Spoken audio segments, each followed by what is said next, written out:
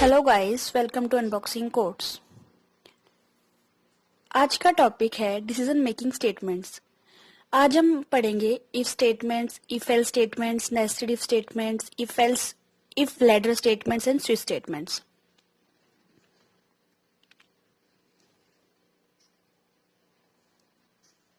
पहली स्टेटमेंट है हमारी इफ स्टेटमेंट। इफ स्टेटमेंट जो सिंपली एक डिसीजन मेकिंग स्टेटमेंट होती है, एक डिसीजन लेती है कि अगर इफ वाला ब्लॉक अगर ट्रू हुआ, इफ कंडीशन अगर ट्रू हुई, देन वो जो हमारा ब्लॉक है वो एग्जीक्यूट करेगा। अदरवाइज अगर इफ वाला ब्लॉक इफ वाली कंडीशन अगर फॉल्स हुई तो वो ब्लॉक एग्जीक्यूट नहीं करेगा। इसमें एक मैंने प्रोग्राम लिख रखा है स्मॉल, उसमें आई की वैल्यू 10 ली है इंटीजर।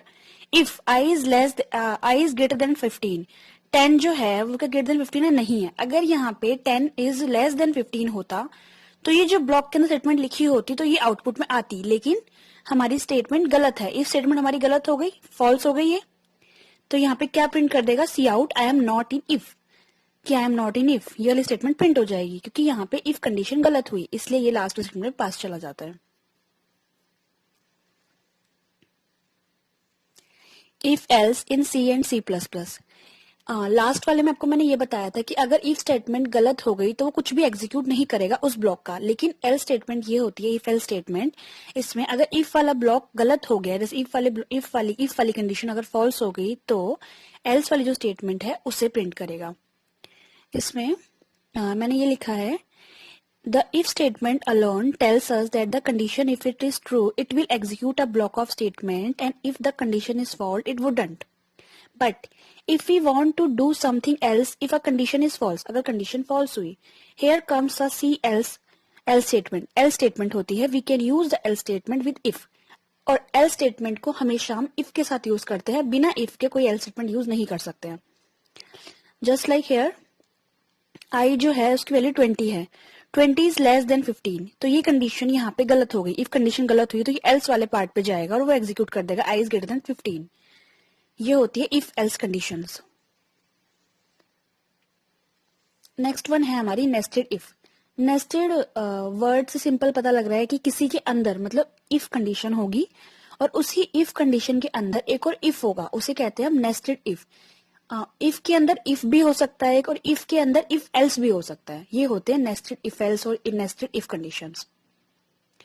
जस्ट इसमें यही लिखा है, अगर जैसे मान लो बाहर वाली कंडीशन जो थी इफ वाली, अगर वो सही हुई, अगर वो ट्रू हुई, अंदर वाली इफ कंडीशन के पास जाएगा, अदरवाइज वो नहीं जाएगा। Next C program. इसमें क्या करा है, आई की वैल्यू को 10 लिया है। अगर ये हमारी पहली इफ कंडीशन अगर ट्रू हुई तभी वो इस वाले ब्लॉक के पास जाएगा, अदरवाइज वो नहीं जाएगा। जैसे ही हमने देखा आई इक्वल्स 10, तो आई इक्वल्स 10 वाली कंडीशन ट्रू हो गई, फर्स्ट इफ स्टेटमेंट एग्जीक्यूट, ठीक है।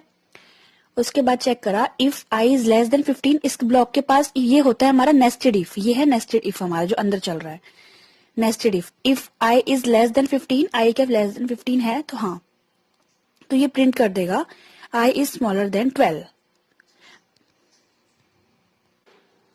उसके बाद इसने यहाँ पे प्रिंट कर दिया कि i इज स्मॉलर देन 15। यहाँ पे मैंने प्रिंट एफ कमांड लिख लिया है, यहाँ पे ये सी वाली कमांड है printf. Otherwise C plus plus में हम यहाँ पे सी आउट स्टेटमेंट लिखते हैं, अदरवाइज पूरा का पूरा कोड वैसे के वैसा ही रन करेंगे। नेक्स्ट है कि अगर हमारा ये इफ वाला ब्लॉक एग्जीक्यूट हो गया तो हमने देखो यहाँ पे एक इफ था, इसके अंदर एक और इफ था, फिर इसके एक और अंदर इफ था, तो इसके अंदर वाला इफ जब भी एग्जीक्यूट करेगा, जब ये बाहर वाला एग्जीक्यूट करेंगे तो यहाँ पे पहुंच गया। तो यहाँ पे देखा कि आई इज लेस देन 12, कि आई क्या 10 जो है क्या वो 12 से छोटा है? हाँ, आई स्मॉलर देन 12 टू। अगर वो नहीं होता छोटे, जैसे मान लो कि हमारी वैल्यू 13 होती तो वो छोटा नहीं है, तो यहाँ पे क्या प्रिंट करता? वो प्रिंट करता हमें एल्स पार्ट। इसीलिए इफ नेस्टेड इफ में क्या होता है, अगर बाहर वाला इफ वाली कंडीशन ट्रू हुई तभी अंदर वाले इफ के पास जाएगा, अदरवाइज वो अंदर वाले इफ के पास नहीं जाएगा। If else if ladder in C plus plus. अभी हमने क्या क्या पढ़ा? पहला पढ़ा हमने इफ कंडीशन, दूसरी पढ़ी इफ एल्स कंडीशन, तीसरी पढ़ी हमने if nested if statement. Nested if मतलब इफ के अंदर इफ एल्स।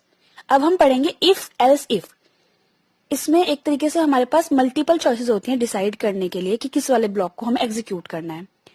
इफ में हमने जो पढ़ा था कि अगर स्टेटमेंट अगर हमारी इफ कंडीशन ट्रू हुई तभी वो हमारा ब्लॉक के अंदर जाएगा, और इफ एल्स में हमने क्या पढ़ा था कि अगर स्टेटमेंट ट्रू हुई तो उस इफ वाले ब्लॉक के अंदर जाएगा। फिर हमने पढ़ा था नेस्टेड इफ, अब है हमारा इफ एल्स इफ लेटर। इसके अंदर क्या होता है, here a user can decide among multiple choices. यहाँ पे मल्टीपल चॉइस होती है और उनमें से किसी स्टेटमेंट को प्रिंट करवाना होता है।